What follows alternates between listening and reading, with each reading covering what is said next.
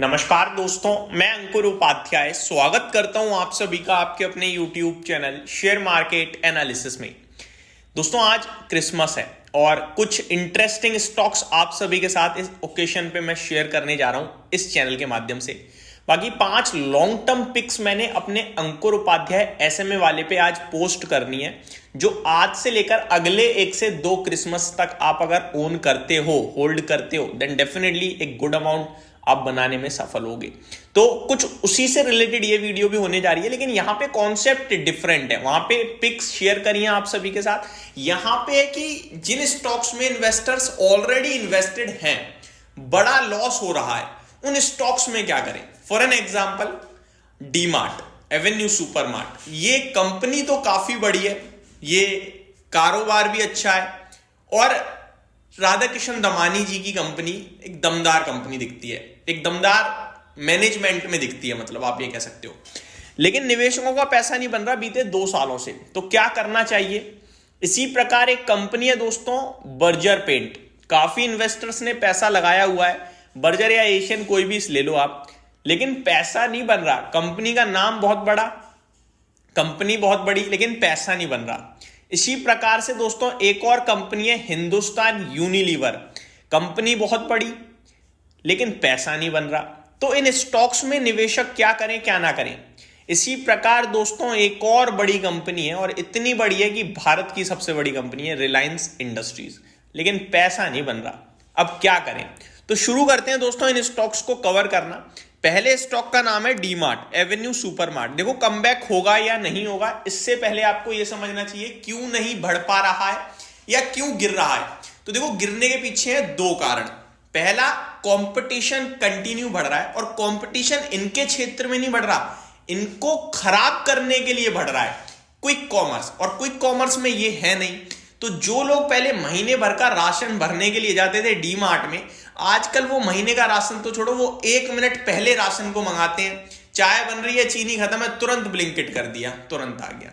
तो ये इनके लिए सबसे बड़ी समस्या हो गई है। यानी एक कंज्यूमर पहले इतना ज्यादा प्रोटेक्टेड रहता था कि 1-1 महीने का राशन भर के बैठा है।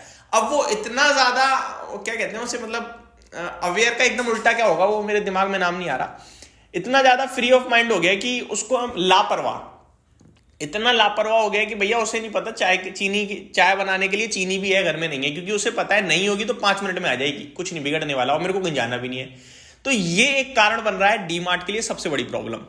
दूसरी बड़ी बात है, अगर आपको लग रहा है डीमार्ट के प्रॉफिट्स में कोई डेंट पड़ रहा है, बिल्कुल नहीं पड़ रहा भाई। कम जरूर हो रहे हैं, लेकिन प्रीवियस से कम नहीं हो रहे हैं। प्रॉफिट की जो ग्रोथ थी वो रुक रही है। फॉर एग्जाम्पल, मेरी कंपनी पहले 100 करोड़ कमाती थी, फिर 120 करोड़ कमाती थी, फिर 150 करोड़ कमा रही थी। अब क्या हुआ है, अभी 100 करोड़ कमा रहा हूं, अगली बार 110 करोड़ कमा पाऊंगा। प्रॉफिट बढ़ रहा है, लेकिन ग्रोथ की स्पीड रुक गई। पहले 20% 30% की ग्रोथ थी, अभी वो सिंगल डिजिट या मिड डिजिट, मतलब सिंगल डिजिट में आप कह सकते हो या फिर मिड सिंगल में कह सकते हो, जिसकी वजह से इस कंपनी को जो पहले 200 के 150 के मल्टीपल्स मिलते थे, आज 80 का पीई मिल रहा है। तो ये 2 बड़े कारण हैं। तो हमें इतना तो समझ में आ गया कि कंपनी प्रॉफिट कर रही है, अच्छा कर रही है, धीरे ग्रोथ हो गई है बस, जिसकी वजह से जो वैल्यूएशंस थे वो सस्ते हो गए हैं। जो महंगे वैल्यूएशंस मिलते थे अब नहीं मिल रहे हैं। बाकी कंपनी में मैं यही कहूंगा, बने रहो, सिंपल। क्योंकि भैया कंपनी तो काम कर रही है, डटी हुई है, कंपनी के इंटरनल प्रॉब्लम तो है नहीं, आउटर प्रॉब्लम जो उसको कंपनी कैसे भी करके मैनेज करेगी, ठीक है। तो बने रहने की राय होगी।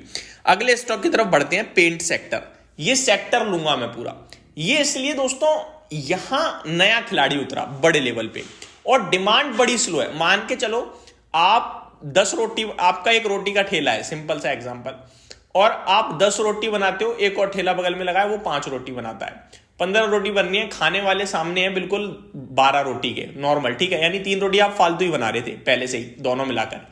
अब करंट सिचुएशन क्या हुई कि 12 खाने वालों की जगह खाने वाले तो रह गए केवल 8 या 7, ऊपर से एक और बनाने वाला आ गया, और वो बना रहा है 9 रोटी।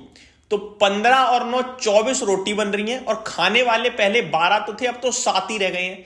तो क्या हुआ, प्रोडक्शन तो और बढ़ गया, लेकिन सामने डिमांड और घट गई। तो तीनों को ही प्रॉब्लम हो रही है दोस्तों। नया खिलाड़ी भी प्रॉब्लम ले रहा है, लेकिन नए वाले पे एक एक वो है बहाना कि भैया हम तो नए आए हैं, हमें तो कैसे भी करके लॉस लेना पड़ेगा शुरू में, हम तो प्रॉफिट बाद में बनाएंगे।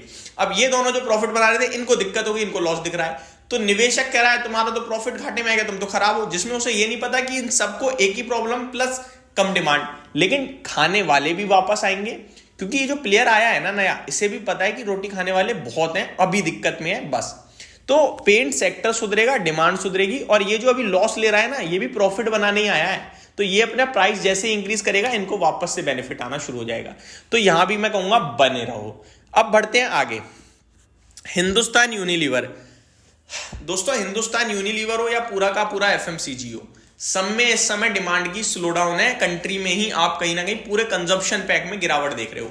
इनफैक्ट कुछ कंपनियों का मैनेजमेंट तो ये भी कह रहा है कि भैया कंज्यूमर के हाथ में नहीं है पैसा, और पहले वो जो थोड़ा बहुत फालतू की चीजों में खर्चा कर देता था अब नहीं कर रहा वो, जिसकी वजह से कंजप्शन बड़ा स्लो हो गया है। तो एक बार पब्लिक के हाथ में वापस से पैसा आएगा तो बढ़ेंगी चीजें। अब पब्लिक के हाथ में पैसा आए तो कैसे आए, कंटिन्यू इन्फ्लेशन बढ़ रहा है। अब इन्फ्लेशन आप कहते हो कि भैया काबू में तो आ रहा है, तो जीएसटी बढ़ रहा है। अब जब जीएसटी बढ़ेगा तो सीधे सीधे इन्फ्लेशन हो गया ना वो। अब मान के चलो पहले आप चीज 100 रुपए की ले रहे थे, पॉपकॉर्न पे ही आ जाता हूँ, वही सबसे हॉट टॉपिक है इस समय। 100 मान के चलो 100 रुपए का खुला पॉपकॉर्न ले रहे थे आप, अब आपको 105 का लेना पड़ेगा, क्योंकि टैक्स 5% हो गया, पहले टैक्स नहीं था, तो भैया लग गए ना 105 रुपए, तो ये इन्फ्लेशन ही तो हो गया।